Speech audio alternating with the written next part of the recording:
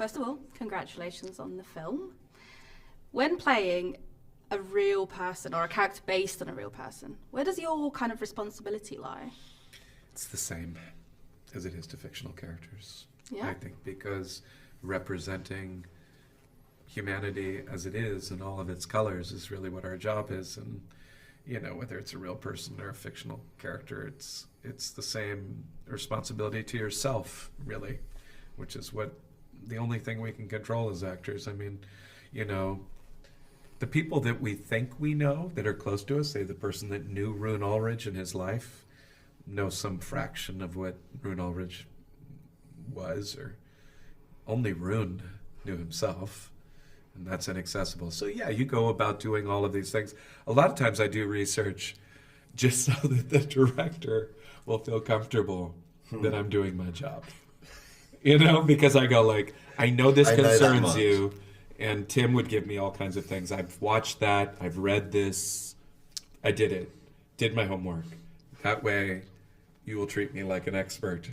However, my expertise is something else. Yeah. You know? This isn't interpreting screenplay to a certain degree. You've only really got the screenplay. It might, the research might give you some little in or a little hook or a little thing. Oh, he used to do this, so I could do that. I certainly didn't have access to any of that kind of detail about Marvin, but it was my hope. Room's is a celebrated figure who's quite, you know, very famous in certainly in broadcast. It's just, you know, community's a legend, but Marvin was, to me, it was just somebody I wanted to do to this very kind of, allegedly, you know, that as far as I can tell, and read about him, that was very admired and very a good man. Just wanted to do him a bit of justice, you know, just. But the screenplay did that, so I just hope that people came away from it thinking, you just want to give them a decent day in the sun, you know what I mean? If that makes sense. Do you have any feedback from people who knew your characters in real life? I have, yeah. Yeah. Nice, but I think they infer what they want from it a little bit. Well, that's what I was just thinking, how like one of them told me like, oh, we really think you really nailed it. And I thought, that's just because you want to believe that. That's cool. But it's because we all share a lot of things in common, just as people. And then the stuff that's deeper is unknowable. So you have to bring your own deeper stuff. It's kind of what film does, you know. If an edit does that, you know. I'm talking yourself out of a job right now. No, I know. Yeah. No, but we tell one story, the director tells another, the editor tells another, the audience tells another about that. It's beautifully out of our hands.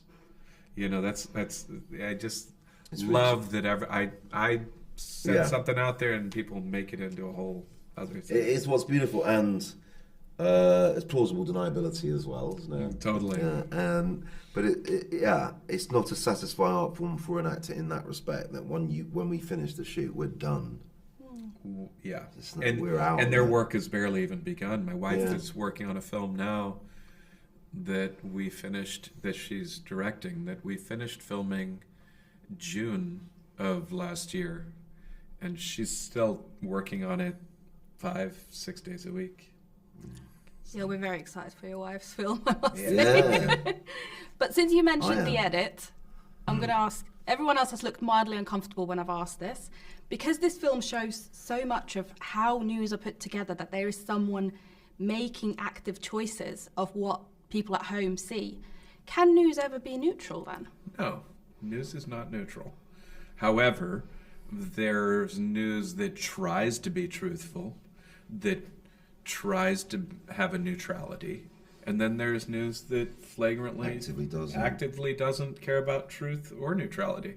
So I mean, just because it's a Sisyphean task, just like many things worthwhile are, it's still actively worth pursuing. Yeah. Just lastly, very quickly, we at Film Stories, we love to highlight films that, you know, don't necessarily get the highlight. Can you recommend an underrated gem? An underrated gem? That people should see and haven't seen? Yeah. Alice Rohrwacher's movie, Chimera.